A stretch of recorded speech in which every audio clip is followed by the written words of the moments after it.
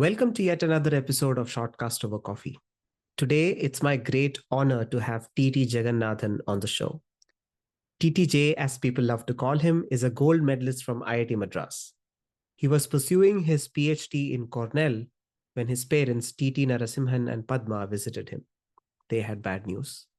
Their business was struggling and they were borrowing at 40% interest.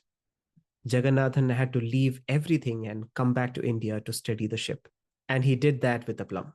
We bring his story of passion, resilience, common sense, and hard work in building the brand that is now TTK Prestige and turning it into a multi-million-dollar business. Please do like, share, and subscribe this channel as it will help us get such great guests on the show. Do check out the show Shortcast Over Coffee on top podcast platforms like Spotify, Apple, etc. Now, with further ado, let's dive right in. Welcome, TTJ, to the podcast. Thank you so much for giving me time. TTJ, you were a mechanical engineering gold medalist from IIT Madras and then studied at Cornell University. I wanted to ask you how these universities influenced you as a person. IIT, without a doubt, without IIT, I'm not the man I am. I had a sheltered life before going to IIT. In my days, IIT was compulsory hostel, not anymore. So we had to go to hostel, and all the rough shoulders got smoothened away because you were one of everybody there and the brightest of the best. So you can't say I'm so and so, I'm very brilliant. You have to be you are with the brilliant. So it really brought me down to earth and taught me the skills that I needed for the rest of my life. Yeah, but you were actually born in a business family. Your dad, your grandfather started TTK. Um, did you have an environment to be academically oriented in school and college? Yes, I did. And the reason for that is, as in traditional business families, I had an elder brother who was supposed to take over from my father. So I didn't see myself in the business. So I decided to concentrate on academics, and I did well. So I continued with that Hmm. right Yeah. from school days. Okay. Yeah, I read at a few places that you wanted to be an academic, like you wanted to be a professor, maybe a researcher even. So that's probably one of the reasons why you went to Cornell University. Uh, Yes, how was that like? How did Cornell shape you? Was it completely different from IIT Madras? completely different. In India, the education system goes like this: they give you a question with data, and you have to give an answer. In America, that's not the way it works. They say you frame the question, and that's a wholly different ball game. Life is like that. You see, I learned that lesson at Cornell. When you sit in my desk, nobody gives you the questions for you to answer. You have to find out the questions to answer. And that I learned at Cornell. Hmm. Yeah, that must have been a very different experience and might have shaped you in. Very different, very different. It was frightening for the first semester. Yeah. So let's come back to TTK as a company, as an establishment. It was established in 1928 by your grandfather, TT Krishnamachari. Walk me through some of the early days, some of the memories that you have from your father or your grandfather. What did the company do initially? My grandfather left the company before I was born. So I have no memories of my grandfather with the business. I've heard stories, but no memories. I have no memories of my father also in the business because by the time I was born, he was burnt out. He was just My father inherited an import business in 1939. We used to import products from UK, Cadbury, Britannia, and so on, and sell them in India. As it happened, 1939 was in the middle of the Second World War. So Britain was broke. Nothing was being exported. So we were broke too. My okay. grandfather handed over broke business to my father. Wow, that must have been a very tough time. And he joined politics, if I remember, grandfather. Father. Yeah, and your father had a very tough time navigating. I'm guessing. Yeah, absolutely. From 1939 to 1944, huge losses because of the war. After my father re-established contacts, started importing and started doing well. By 1947, we got independence.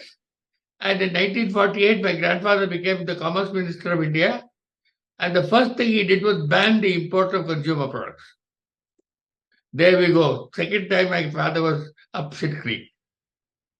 Yeah, it's like a nail in your own coffin, right? How did the dynamic change? I'm just wondering how it would have been between your father and your grandfather. They didn't talk to each other. Wow, And I hated my grandfather. I see. So, uh, and this was done because of wanting to build a market in India. I think that's what the Raj is known for, right? No, That no, no, no, no, no, no. Not for the ban of consumer products was because we had no foreign exchange. And so the foreign exchange was reserved for import of food, steel, things that you build the nation with. My grandfather's view was you don't need to have bill cream to in your hair to when the nation is poverty stricken. Right. So I guess, they wanted to build the essential things first before moving into consumer products. Right. Yes. Yeah. And I've read that Brill Cream was actually one of the first companies to have a cricketer as a brand ambassador. Mr. Farouk Engineer, he was the first brand ambassador ever for Brill Cream. Yeah. Yeah. So Prestige TTK was started off as a trading company, like you mentioned, trading consumer goods, and the whole World War and the independence changed it completely, and so did some of the policies. When did it move to making pressure cooker, and how did that idea start? So we are now at where consumer product import is banned. Now what to do? My father had to think, rebuild the business. So he went to all the people from whom we imported consumer goods to say we'll set up manufacturing in India. And we started with pressure cookers, Woodward's grey potter, condoms, toys, lots of pens, lots and lots of things. And that's the second disaster. What happened was my father had no money. In any case, those days, income tax was 97.75%. So there's no way you could save money to build a business. So all the money that my father invested in these various manufacturing units were all borrowed. And unfortunately, no business makes money in the first 3 or 4 or 5 years. So we got into a debt spiral. By the time 1972 came around, we were deep in debt. We were borrowing at 42%. Wow. And this was around the time when you probably turned your early 20s, right? It was in your early Yes, 20s. yes. Uh, so, you know, TTK started to make cookers, and this was again, sort of getting the like a license from companies outside of India. There was a tie-up with a British company, if I'm not wrong. Yes, yes. And this was also around the same time when Hawkins started to make cookers, right? In fact, it's the same year. 1959. Yeah, but we started importing in 1949 itself. Okay. Did your father have any idea of the like a product market fit in the sense that South Indian cooking or South Indian cuisine is predominantly rice based. So did he have this idea that, hey, it is rice based, so maybe bringing in cooker will be a great product market fit? I was not, I don't know why my father decided. We started making things like condoms, which in India, the word itself was not supposed to be mentioned. Condoms, pens, toys, all kinds of things. He was way ahead of his time. And I don't know what was in his head at that time. Whatever it was brilliant. Unfortunately, we didn't have the money. Otherwise, we would have become trillionaires by now. Yeah, that is so true because if it was post liberalization, I'm pretty sure things would have been so different, right? He was just like you said, way ahead of his time, and probably started all these things when the license Raj was around. Um, Yes. yeah. So when you I'll came, give you a go story ahead. about that. We had a tie-up with ponds, and we used to make ponds in India. My father went to government of India. My father never went to Delhi, by the way, because his father banned him from coming to Delhi. So my father applied to government of India to have a collaboration with ponds. Nehru sent that to Rajaji, who was then the Home Minister, to comment because my grandfather was Commerce Minister. So he said, I don't want TTK to comment, let it go to Rajaji. We have still got the letter. Rajaji wrote in the sidelines, Sita never wore cosmetics. There is no need for Ponds. And now Ponds is a huge brand in India. Yeah, how times and things have changed. Yeah. Yep. Wow, that's quite a remarkable story. It is. So when you came back to India, okay, well, before that, how did your dad convince you to come back to India? How did that all work out? Well, I was at Cornell at the time, and I needed one more year to finish my PhD. I'd already finished my thesis and my defense of the thesis, but I needed one more year residence to get my PhD. So I was all set to stay that 1 year. Then my father and mother came to the US and gave me the bad news that we were deep in debt and that anytime we could go to, in those days, there was a thing called debtor's jail. It's not like nowadays you can file bankruptcy and then go off to America and live very, very comfortable life. You can't do all that in Or those days. London? Or London, in fact, more London than America. So my father told me that we were deep in debt and there was no hope. So I told my parents, you come and live with me in America. I'm making money. I can look after you, no problem. My father said, no, he can't do that because he has borrowed money from various people and it is responsibility to return. So he won't come back. So my parents said they won't come back. And they wanted me to come back. By that time, my brother was an alcoholic. And so he was no help. So my father said, you have to come back. I told my father I had no experience at all in business. I was an academic. So he said, no, no, you come back and help us. So what I did was I told Cornell that I'll be back in a year to finish my residency, left my books, my clothes, everything at Cornell, and went back to India thinking I'll be back in 6 months. When I went there, the bad news hit me. It really hit me really badly.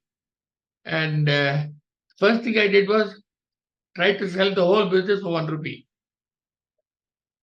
Nobody would buy. Then started the long process of reviving companies, closing companies, slowly paying back. And you won't believe this was 1972. Only in the year 2000, I paid off all the debts. It took 28 years. How did the I mean, loan sharks or banks, how did they respond to, it's a long timeline, right? 30 years is a long timeline. Like, how did they come to terms with the fact that it is going to take so long, and how did they No, no, believe the in you? banks, they charged penal interest, interest on interest, everything. And largely our borrowings were from the loan sharks. So they were very happy. Wow. They knew the money would come back at some point in time. Hmm. Yeah, it's remarkable. When your dad came to meet you in the US, he still had this resilience and sort of, integrity that he has to pay back stuff, and that's quite remarkable. Uh, just for my own curiosity, did they come all the way to Cornell? Because we are talking about the mid 70s, and without a phone, without any sort of connectivity or communication. So there was a phone, it's a landline, Okay. but they did come all the way to Cornell. This was not something to discuss on the phone. Right. Wow. Pretty bold move to come all the way to Cornell. Yes. But that was the only option he had. Right. Wow. And so you come back to India, you hear that the bad news is actually worse. How did you start off with, like, what was the first thing that you did? Because the reason why I'm asking you this is, like you mentioned, your dad was into a lot of different things, and I'm sure there were loans and debts from all these businesses, right? How did you choose where to start? Okay. The company that made the biggest loss in the group at that point was a company called Maps and Atlases. It was a collaboration with groups, making the only company making maps and atlases in India. And the groups, the people had estimated that they'd sell 60 million atlases in India and set up a printing press and a cartography department to do that. Even today, not even more than 3 million atlases sold in India. Even today. Any case, that's another story. So all the capital everything was invested, and after 3 years, when we made huge losses, they sold their shares to my father for 1 rupee and went away because my father had guaranteed all the loans. In those days, banks would not accept foreigners to guarantee loans, and it was making. I'm talking about 1972. Huh? It was making 1 crore 25 lakhs loss a year, roughly 10 lakhs a month. So I said, I'll go there first and see what I can do. My father said, no, don't go there. Everybody who's gone there has been destroyed. So I said, if I don't go there, we're going to be destroyed anyway. So let me go there. And it took 2 years, but I turned it around. How did you turn it around? See, I went away from the maps business into printing business because that's where the investment was in printing presses, print cameras, and everything. So we started doing commercial printing, and over a period of time, with contacts and with talking to people, so we got the business to break even. We didn't pay back any of the debt, but it did not make losses after that. So with that success, my father said to me, "Father, this is another story. I just got married and I was honeymooning in America." My father said to me, "Hey, come back immediately." So I went back to Chennai, in those days Madras, and I realized that the managing director of Prestige of those days, called TT Limited, had become an alcoholic and was threatening to do all kinds of things. So my father told me in the airport, I arrived at 9 o'clock at night, and my father told me, here's your ticket, tomorrow morning you're going to Bangalore. Because that company was in Bangalore. So another stint like that. And that's another story. That if you read the book, you will know. I landed up in Bangalore, they wouldn't let me in. Yeah, I mean, it's very common, I guess, in businesses, right? That someone really young and dynamic comes to join the business, and they are the boss, or they want to be the boss suddenly, and there are these people at really high positions, and they think that this kid wouldn't know much, even though you had the potential, right? Correct, absolutely correct. And the first thing I realized that the company was doomed for disaster in a year because our pressure cookers were bursting like bombs everywhere. And we were losing market share dramatically. And wherever you went, they said, oh, your Prestige very dangerous because it bursts. And it didn't burst because of the design. It burst because the safety plugs are spurious. In our country, everything is spurious. Drugs, safety plugs, food, you name it, everything is spurious. Yeah, and I would like to read a quote from your book. Customers were unknowingly buying spurious spare safety plugs. The safety plugs are made of tin bismuth, an expensive alloy. Cheaper plugs were an attractive alternative for ignorant customers. And like you said, you move on to say that that is the grim reality in India. Spurious drugs, food, and spare parts are sold aplenty. The dealers don't worry about what they sell as long as it sells. Since it I'm wasn't doing the possible same for thing me now. to since it wasn't possible for me to single-handedly stop the use of such spares, you had to come up with an innovative solution. And that brings me to one of your biggest inventions or innovations, the gasket release system. uh, One of the things that always surprised me is that you were building outer lid cookers, right? So there are Yes, two kinds of cookers. One is outer lid yes, and inner lid. The famous Hawking's cookers is inner lid, and inner lid cookers are known to withstand a lot more pressure. And that's wrong. obviously there are pros and cons for both. No, Um, no, that is definitely that is wrong. The statement is wrong. okay. What inlet cookers do, however, is when they explode, The lid doesn't go hit the roof and damage the whole kitchen. Inner lid cookers also with screw safety plugs explode. But the explosion is less dramatic. Okay. Okay. What is the story behind the invention of the gasket release valve? So I had to come up with something that the spurious fellow could not cheat me on again. So I can put 10 safety devices on cooker. All of them can be spurious, it will still burst. So I had to come up with a device that whatever the spurious fellow did, it will still work. And it came to me sitting on a toilet in a hotel in Lucknow.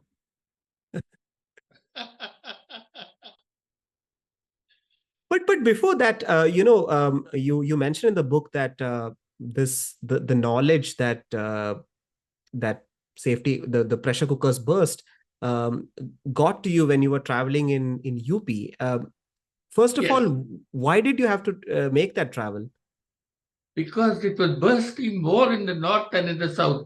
The reason for that is largely the South Indian dealer is honest, and vice versa.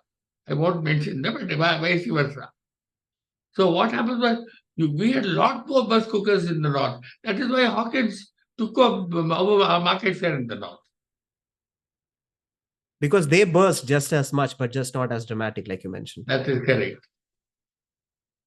Hmm.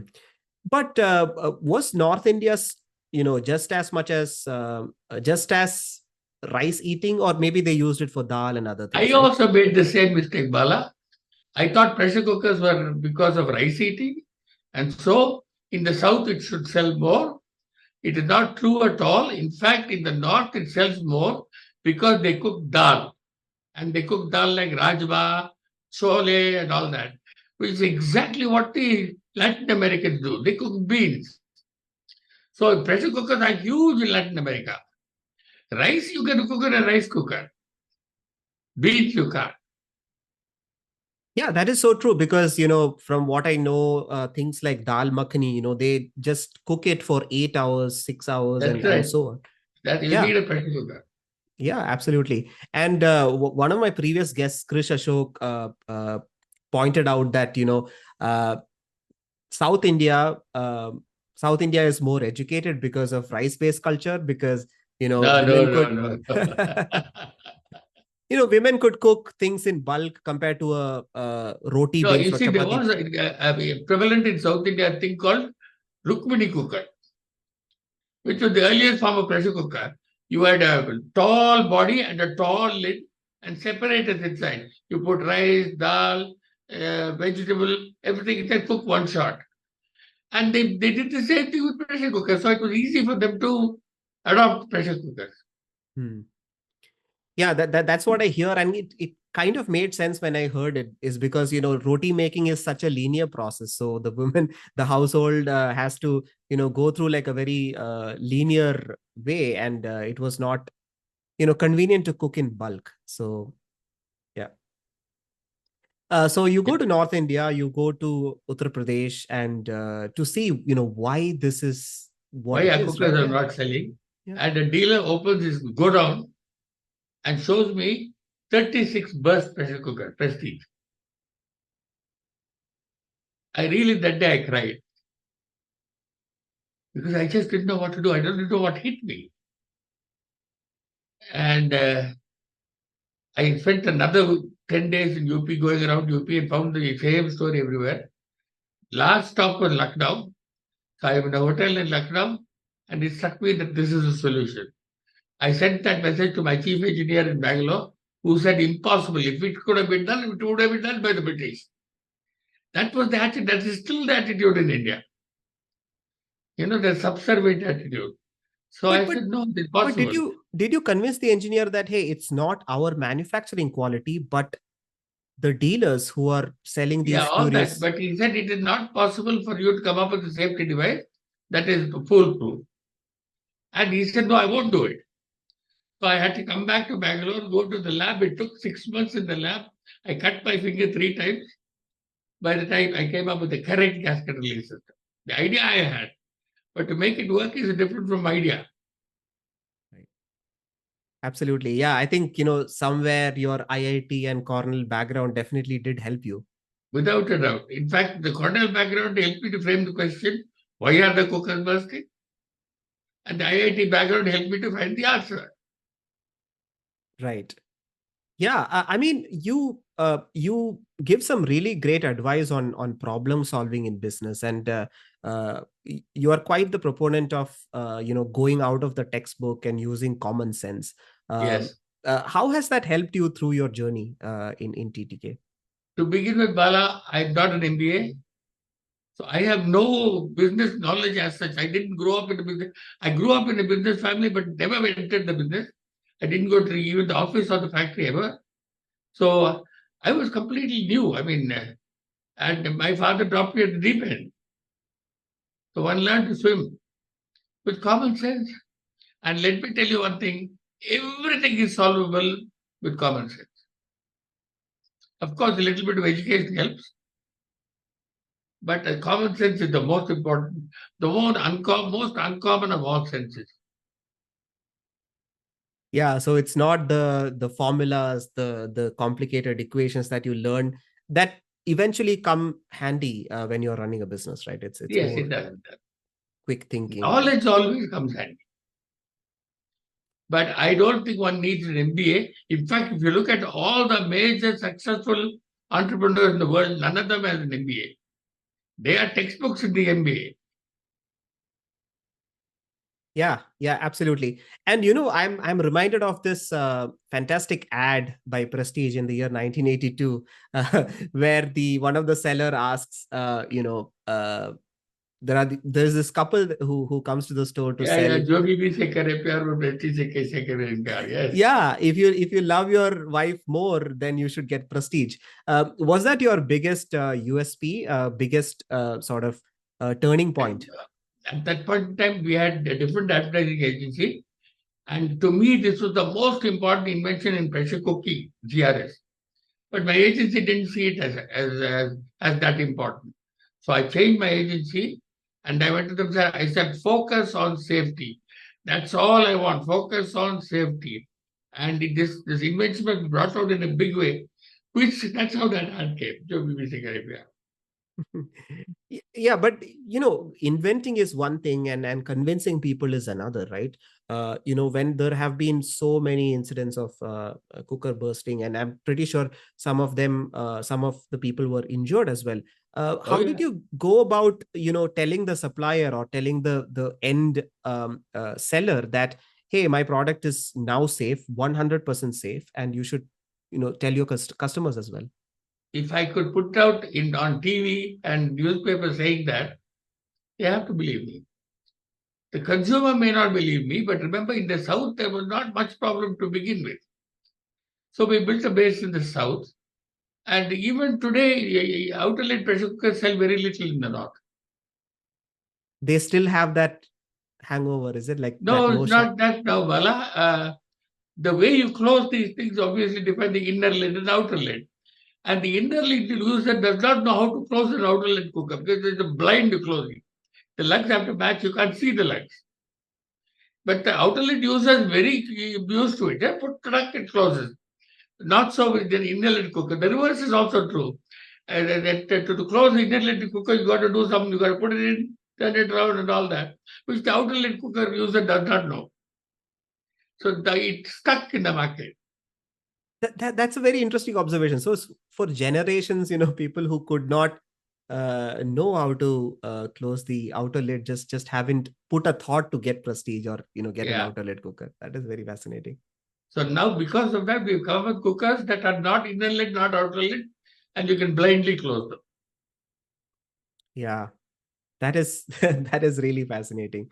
Um, so you come back and you innovate and you come up with this fantastic system.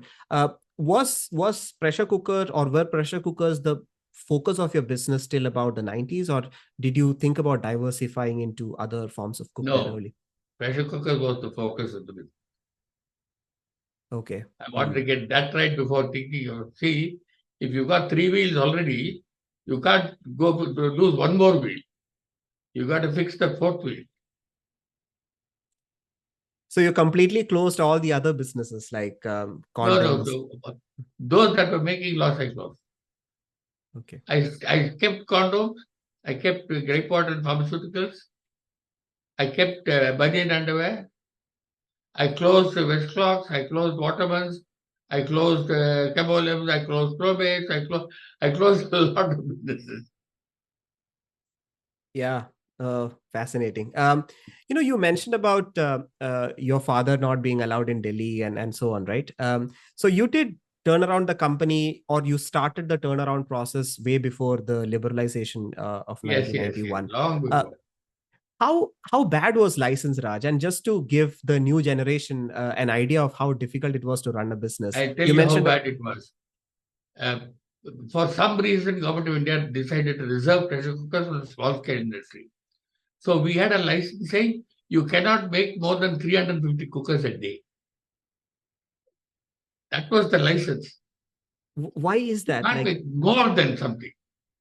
Instead of saying you can't make less than something, because you can't make more than something. did So they we give put any that in rationale? court. Did they give any It is rationale as to? irrational.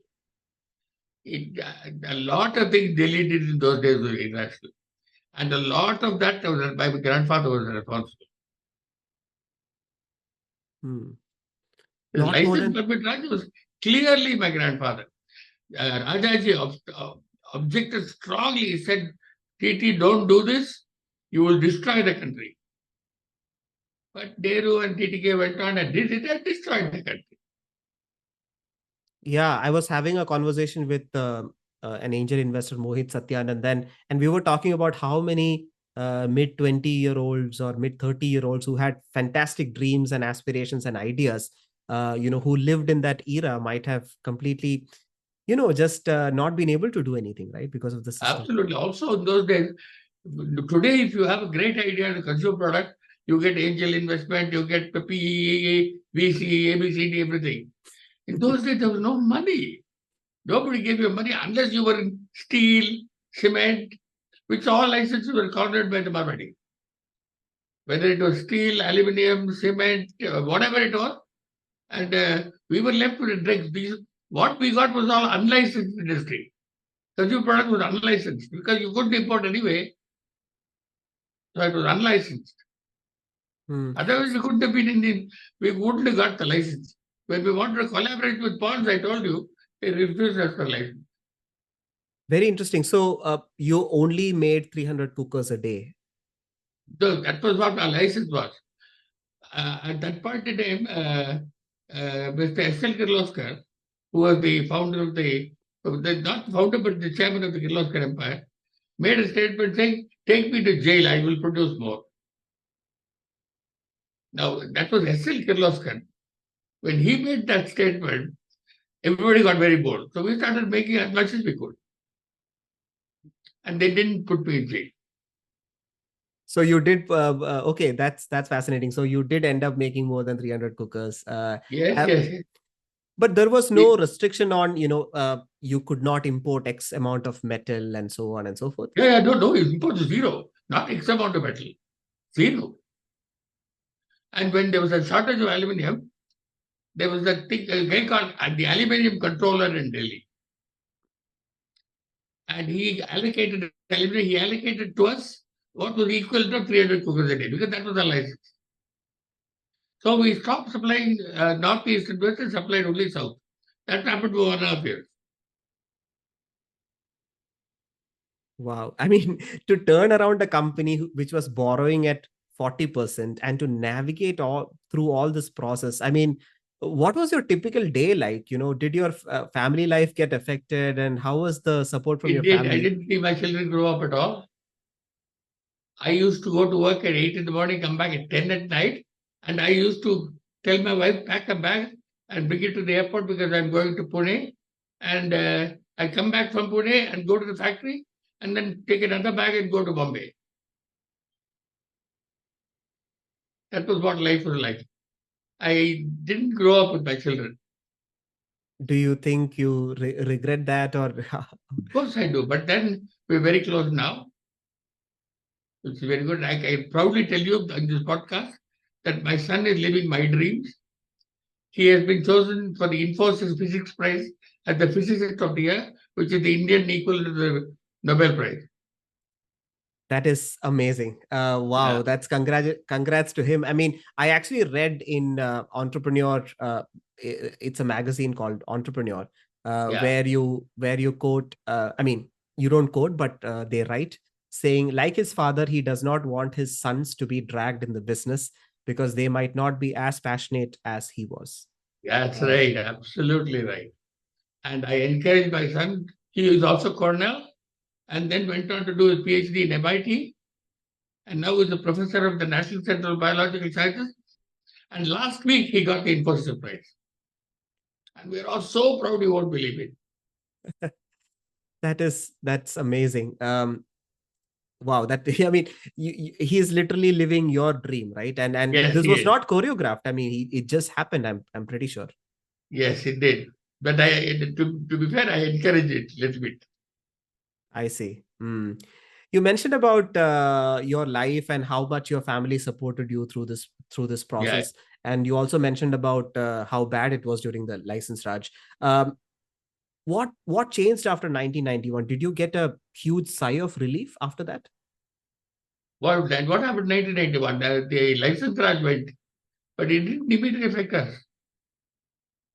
Because Hmm. by that time we were in the consumer product business only. I was not going to Delhi for any license. I have not yet got a license from Delhi. So you did not see much of a difference in your business. No, no. The difference came in 2000 when we paid off our debts and all businesses operate on a J curve. Once you hit the bottom and turn the bottom, it's straight up. We now have some 5,000 crores in cash in the business. That is remarkable. So all this cash, all this reserves happened between 2000 and 2023. Yes, that is correct. That is quite remarkable. So I am guessing the diversification to other cookware, other electronic appliances also happened during this time. 2000. After I paid off my debt, and I said, okay, now we can take some risk. Till then, I was very risk averse. Right.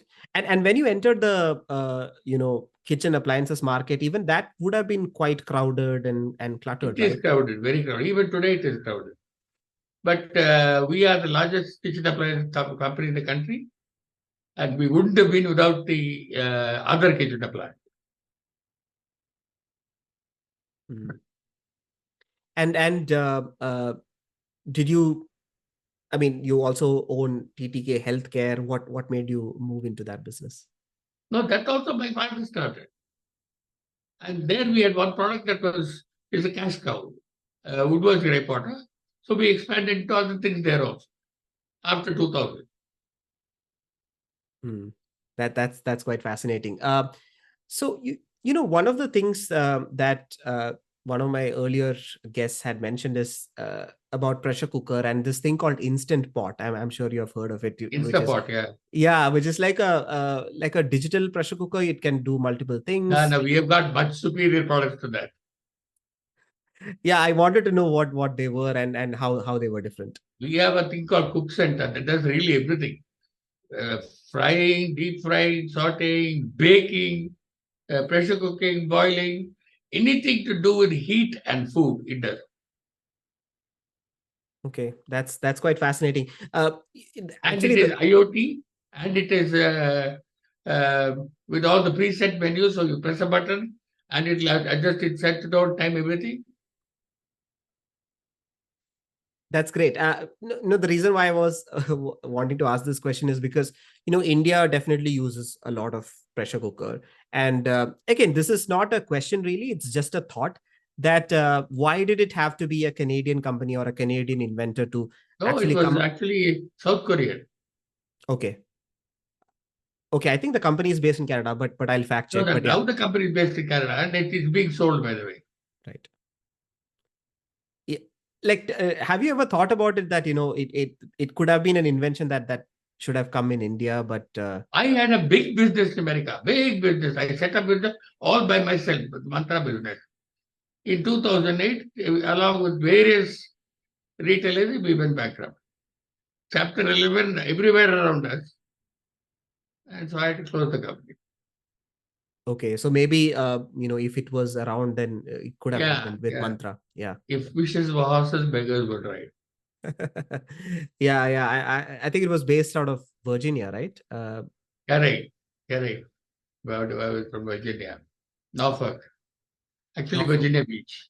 Hmm. It I is went a to I went to twin town. college in Virginia Tech. So Oh, you know the area. yeah. So any plans to restart Mantra? I see there are some spare parts and things that I see on the website. Yeah, we still, because we want to sell a cooker, it lasts for 50 years. Right. You have to keep selling spare parts. We do that. But right now, we bought a company in the UK to as our base outside India, and we are trying to use that as a stepping stone to the rest of the world. Hmm. But remember, I don't own the brand Prestige in the US. If I did, I would have had fun by now. Yeah, remarkable. Out of curiosity, what is the market share just in the cooker business between Hawkins In and, let's say, India or Butterfly? the world? In India. In India, our current estimates from what the data is available is about 44%. And all the others combined is the other one, right? I mean, Yeah, Butterfly and Hawkins and all of that. yeah, everybody. Yeah, that is quite remarkable. I mean, incredible story of resilience, hard work, and passion on how you turned things around.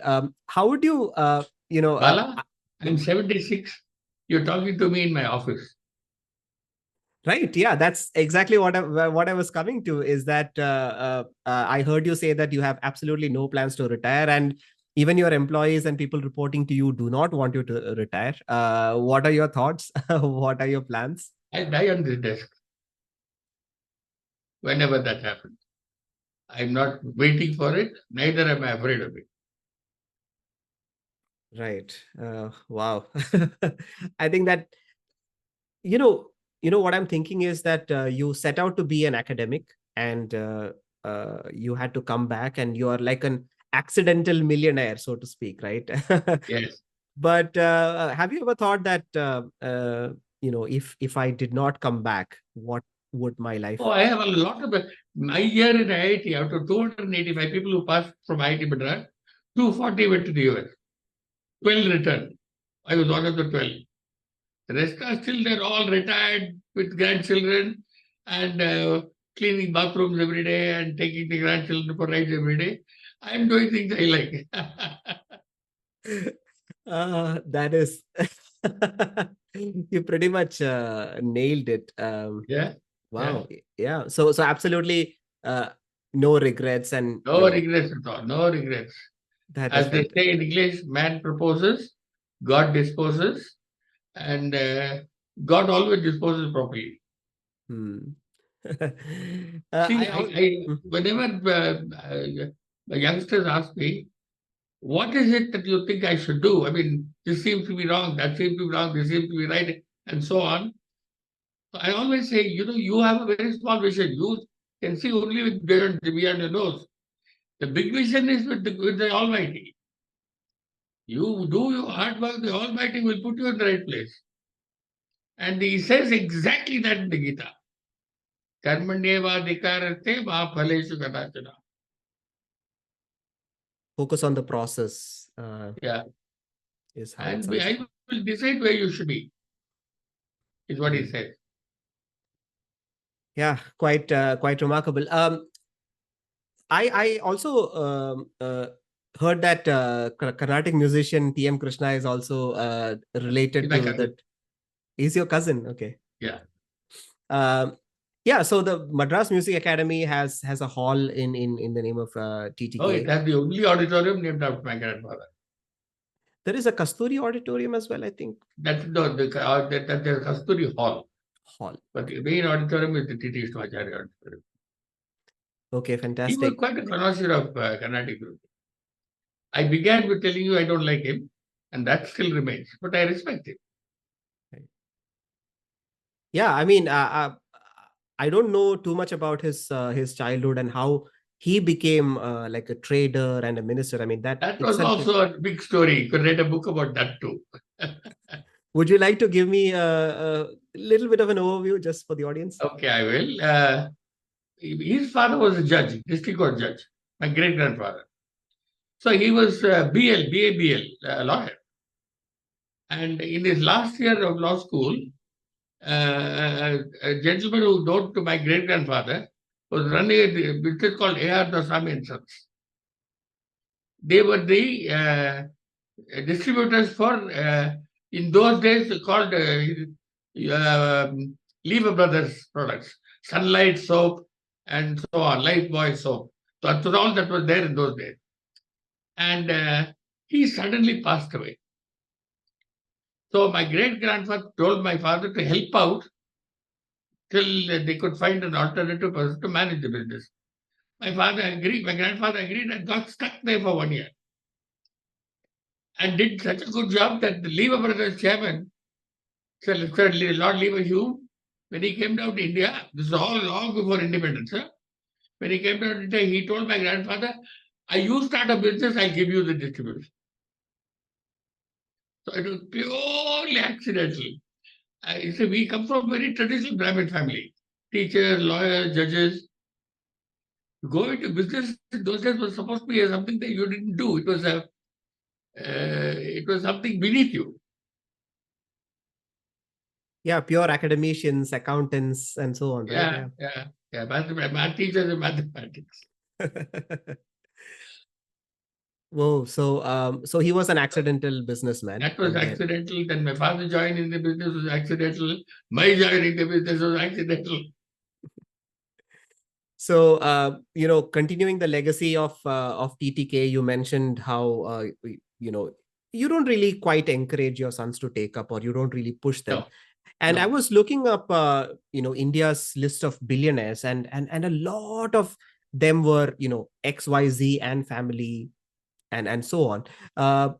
So looking ahead, who next at TTK?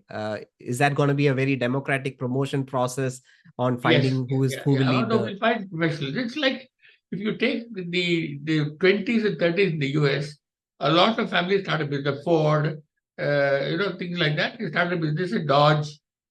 And what happened to took a recent case, Walmart, completely professional. The Waltons own the business, but they are only sitting in the board. They don't run the business. They rake in money, of course, nicely. That seems to be the intention of my children. They will be out, associated with the business, but not especially not particularly run it. That's kind of they will not run it. Okay. Yeah, that's quite a democratic process, and I think a lot of the large businesses have followed that. Exactly. Yeah. How do you spend your time off? Do you enjoy music? What do you do? I enjoy music. I hear a lot of music, especially bhajans and things like that. And I play a lot of patience. Solitaire. Some 20 different games I play. And that occupies about an hour and a half, 2 hours of my time every day. So I do that. I listen to music. I watch TV. Sit in the sun. That's fantastic. Yeah, kind of a semi-retired life, if I may call it. Yes, it is semi-retired. It's only my zeal that keeps me coming to the office. It's not that any particular work is there. Yeah, pretty much sum it up fantastically well. We are living in a world where technology is, rapidly changing, right? AI and whatnot. I've noticed this thing about really huge corporations that have a very solid business, or a solid moat, as people call it, is that they stop innovating beyond a point. It has been quite true with companies like you mentioned, Kodak and Xerox and so on. Kodak, Xerox, Ford, even, like the biggest electric car company, it took a completely different startup, or a new startup for it to challenge even the legacy manufacturers to go in that direction. TTK has innovated and has a lot of patents in course of time. Yes. What drives innovation at TTK, or how much do you push innovation? I'm asking this question because you are an engineer and a pretty smart one yourself. I actually hate that department because I absolutely love innovating, coming up with new ideas, coming up with new solutions. Okay. So a lot of, like, you definitely invest a lot in R&D. Yes, we do. Yeah, and I see a lot of innovation coming out. Like the double lid cooker. I think it's really cumbersome when you boil dal, it just flows out everywhere. And I think double lid cooker is a fantastic innovation as well. Mhm. Yeah. TTJ, thank you so much. It was such an honor talking to you. I mean, you gave 1 hour of your valuable time. It was so good traveling through your experiences of you coming back. And I think your resilience and passion is still driving you forward. So thank you, and all the very best to whatever you do in Thank the you, future. Bala. Keep in touch. Yeah, absolutely. Thank you. Bye. Okay, bye.